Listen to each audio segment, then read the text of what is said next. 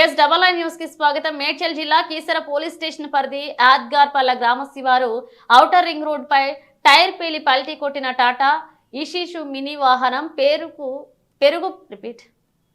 పెరుగు ప్యాకెట్ల లోడ్తో హయాత్ నగర్ నుండి శామీర్పేట వస్తున్న క్రమంలో టైర్ పేలి డివైడర్ ను ఢీకొట్టిన ప్రమాదంలో డ్రైవర్ మహేష్ మరియు మరొక వాహనంలో ఉన్న నూర్ అలాం ఇద్దరికి తీవ్ర గాయాలయ్యాయి. పెరుగు ప్యాకెట్ల కోసం ఎగబడిన వాహనదారులు సమాచారం అందుకున్న పోలీసులు గాయాలైన వారిని 108తో ప్రభుత్వ ఆసుపత్రికి తరలించారు.